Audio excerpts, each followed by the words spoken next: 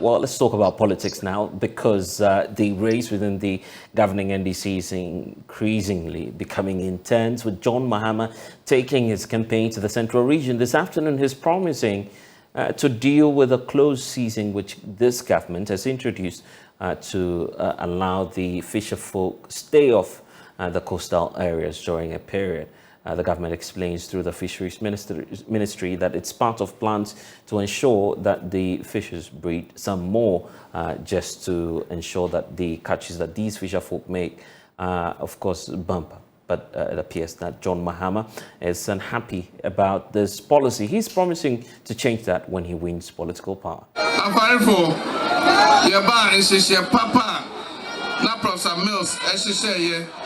When I come back, we will revert to the old measures the former president, John Evans Atamos, rolled out when he got premix, fishing inputs, outboard motors and others. When the NDC wins power, the closed season will not affect the artisanal fishers, but will only apply to the industrial trawlers. Closed season, no, and affect small fishermen, canoes, no, big trawlers, no. And a close season, and so it is the big trawlers that destroy the sea and not the artisanal fishers. The law says the industrial trawlers should not fish within 6 nautical miles. But when we are at the shore, you clearly see them doing that. 6 nautical miles,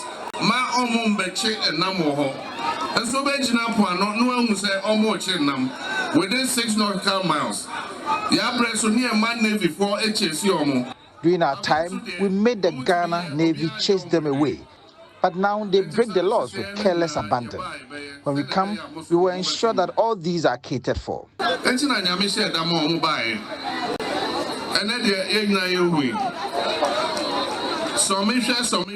was God that ensured the change in 2016. Going forward, we are not going to adopt the try me campaign. We need to go with experienced people. The try me has caused us and is still troubling us.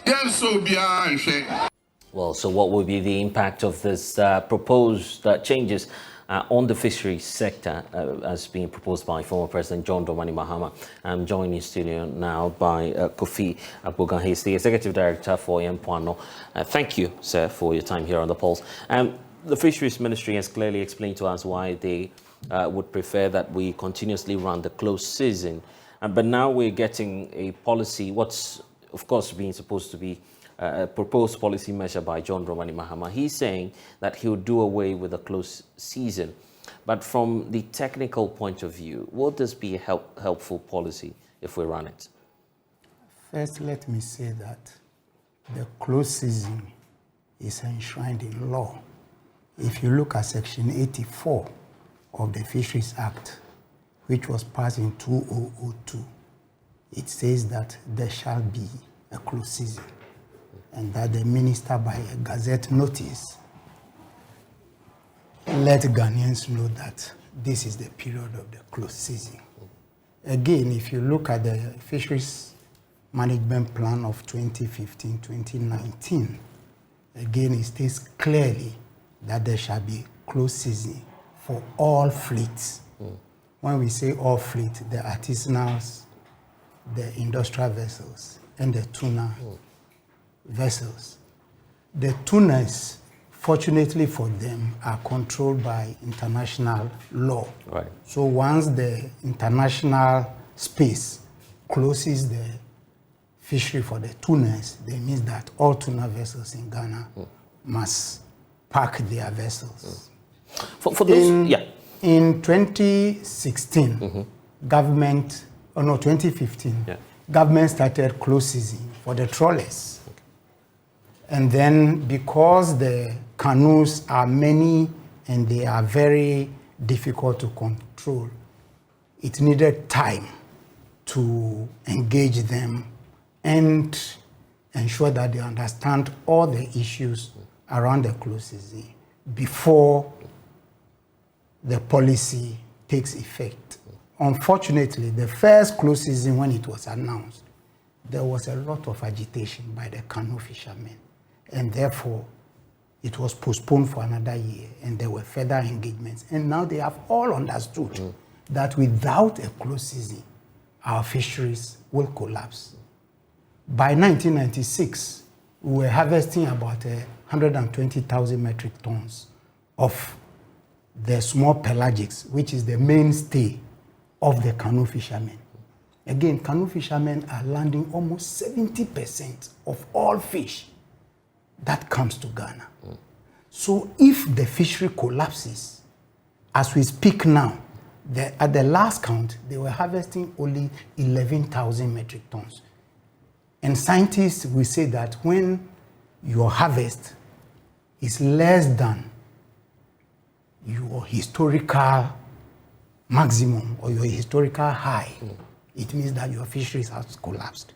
Fishermen have understood this, and they have now agreed that the close season must go on. So, I want to believe that if our political leaders are going to make statements, they have to consult their advisors. As we speak now, Ghana is under yellow card regime, and the government is working to get out of it. Our minister and some of us have gone around the West Africa sub-region trying to get all countries to join Ghana to close the season to save our fisheries. If I show you the graphics of the fisheries, it's like somebody lying on the sick bed and getting nearer to their death. So that's the status of where we are now. That is the status. The point is, we started implementing the closed season since 2015, as you are pointing out. For the trawlers. Is there any, yes, but is there any scientific basis to say, well, it's yielding results? Yes, we as scientists have been analyzing the closed season impact since 2016. Only last week we got out of a big meeting with all the scientists in Ghana looking at what even the last closed season we had, what does it mean? Because this is what we will use to advise government towards the next closed season. Right. In fact, some of us are even worried that government has not announced the closed season up to this time. And it is important we let fishermen get to know early that by July or August, the season will be closed, and therefore they must be preparing from now until then. If you talk to fishermen, they tell you that if you tell us very early on, we will save money towards the close season. So there will be no hardship. They will do susu, as we say. It is only for 1 month. And if you look at the law, it even says that up to 3 months for the canoe fishers and up to 4 months for the industrial trawlers. So this is what we are doing, among many other measures, to bring back our fisheries. But do you get the sense that these fisherfolk, and as you're talking about, their livelihood actually depends on this, and that the approach towards the implementation of this closed season could be much more better in terms of implementation and how we go about it? Yes, it all boils down to engagement. How do we engage them? And we have gone from coast to coast, talking to fishermen in their villages, on their beaches, and everybody has understood. So if you look at the last 2 closed seasons, all fishermen complied, and it is time for them to rest. This is the time when all the mature fishes in the sea are releasing their eggs into the sea for the next generation. If we kill all the young girls in our system, 15 to 40 years, we don't expect to have our grandchildren. So what we are doing is deliberate. I am not working for government. I am an NGO. We do a lot of advocacy. We have gone to Cote d'Ivoire. We have gone to Togo for them to join us so that the stocks that we all share, when we say we close the season, everybody put down their tools just to allow the pregnant females to release their eggs. If you eat 1 sardinella or 1 emani during July, August, with 50,000 eggs in the stomach, then it means that you have eaten 50,000 fishes. If there are 50,000 fishes in the sea, one fisherman cannot catch all of them in a year. So if we allow the fish to repopulate the sea, it will be sustainable for fishermen. It is not a punishment for them. They have agreed that the closed season should come on. We were in Philippines. And for the few years that they did their close season, they got 30% gains. Mauritania has done the same. Senegal has done the same. Guinea-Bissau or Guinea-Conakry is doing it.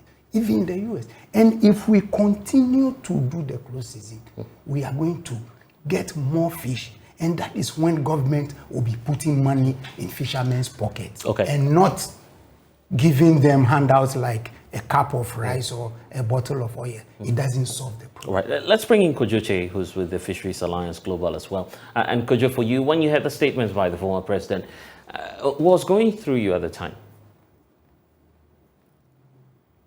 Kojo, it appears we're having some challenges hearing you. Can you hear me, sir?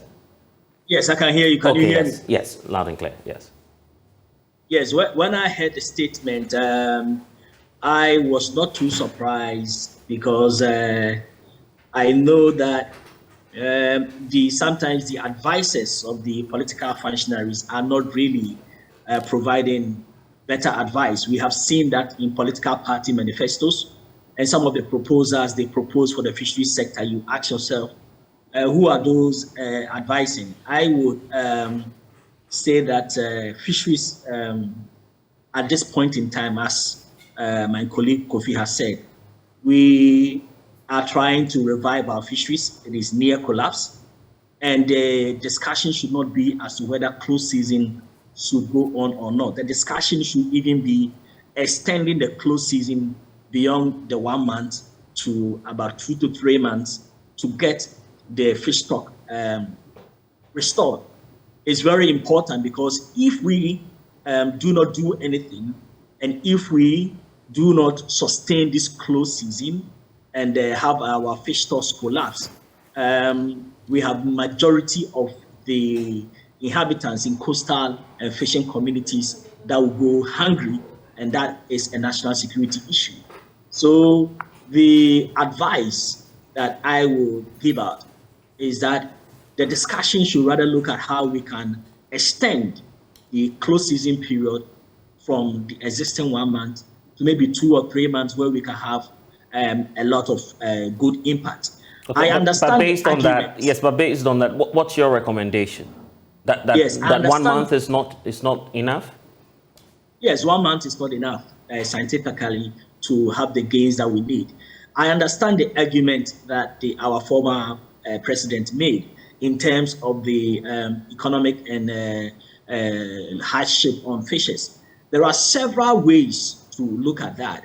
There are issues of supplementary livelihood which could be introduced, and there are also other special initiatives that could be done for fishing communities and the youth involved in fishing to gain economic improvement in their lives. So we need to look at those arguments and then those recommendations and those options rather than looking at the close season. So that is where I saw the disconnect. Because if you want to address livelihood hardship, you don't attack the measure that in the medium to long term will bring that gain that would improve their livelihoods. So that is where I think the advisors are not really doing much work. I think there are a lot of resource persons and a lot of people with a lot of ideas. Maybe before some of these speeches are made, some of them could be contacted to actually provide better input, because the issues that the statement sought to address in itself was a proposal to close to talk against the close season was an error. If you understand the dynamics dealing with fishing and the fish economy. So these are the areas where we need to be looking at. I would want to encourage everybody to support the close season and even put on board a discussion for an expansion and extension of the close season. And then also be looking at what are the alternatives for providing some short-term and mid-term support for fishers. Currently, we have put on board some proposals that during close season, these short-term relief items may not work. We have to look at support that provides some economic support and a basic for those who are receiving the benefit to be able to reproduce and then work to have more economic support. For instance, we say that you don't give people fish, you teach them how to fish.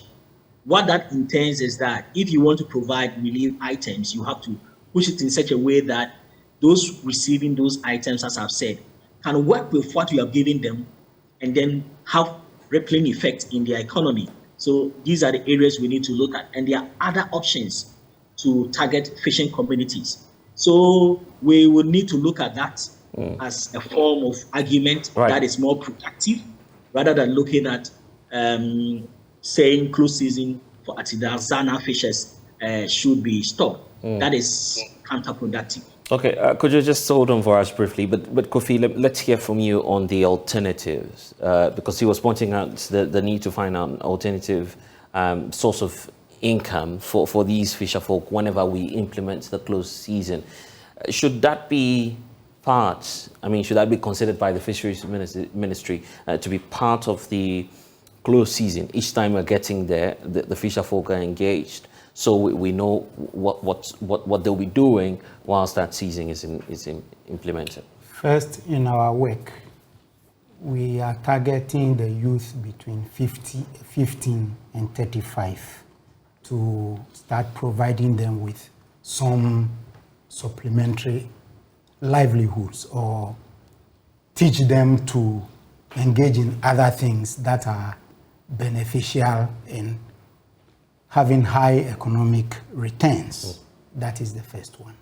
So that will help a lot more people to get out of the fisheries. Because at this point, our fisheries are overcapitalized. There are too many people in the fisheries. We have over 11,000 canoes already on the water. Yes. So cumulatively, if you look at all that the canoes are doing, it is impacting the sea. So there are management measures that will have to be put in place to ensure that the sea also has some respite whilst fishermen are doing something else.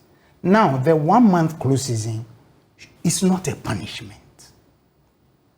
If you ask fishers to stay away for 1 month, they will have some hardships, yes.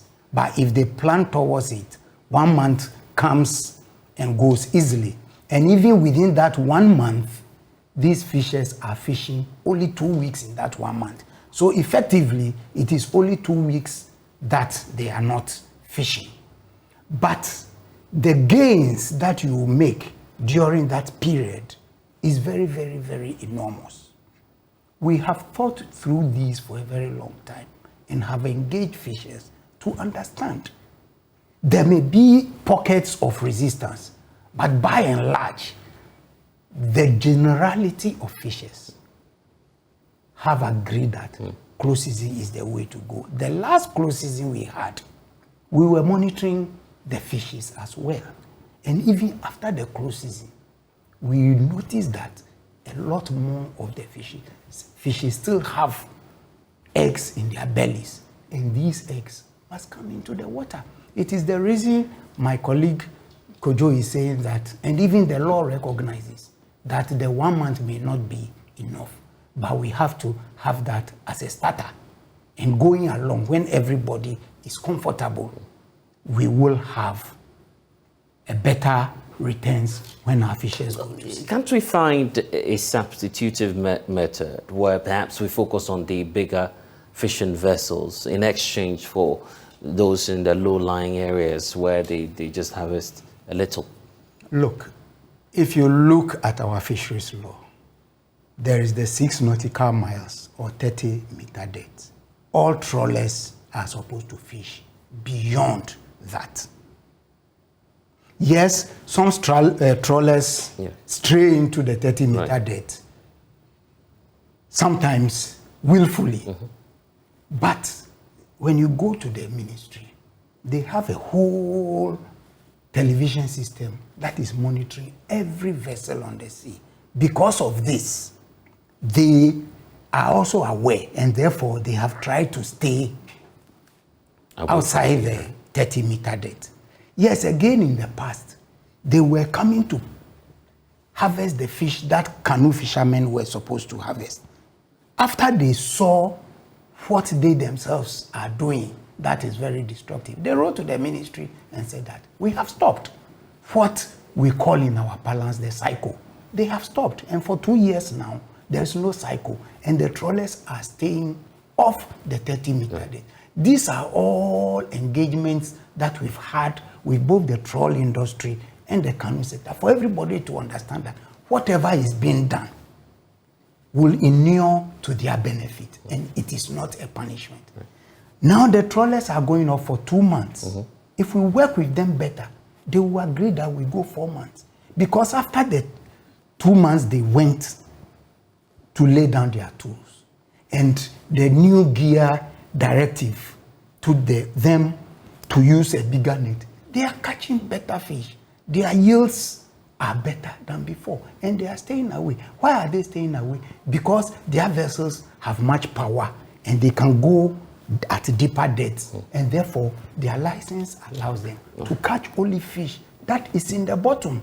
Our canoe fishermen cannot get to that bottom, so they reserve the inshore areas for the canoe fishermen, so they can throw their nets and get the fish. So all these measures, these discussions are going on. We shouldn't foul the air with some of these things, because I think that a lot of the fishers can understand what is going on, and they can read through. Okay, we need to go. If there's a message you have for the fisher folk as these kinds of announcements are being made by political figures, what would that be? I will tell the fisher folks, if they have the opportunity, to ask the political leaders the reasons why. But on our part, we have programmed some funds so that we can meet each and every political party and have some dialogue with them, so that in their manifestos and in their own thinking, they understand all these issues before they come out to say what they say. We are saying this because, for me, 90% of Ghanaians don't know what is happening out there in the sea, or they don't understand the fisheries. And those of us who are in the arena should get closer to every Ghanaian and explain to them what is happening. Now, our fishery is near collapse. If we continue to do things the usual way, in the next 4 or 5 years, our fishermen will go to sea and come back with empty nets, or continue to come back with empty nets. So let us continue.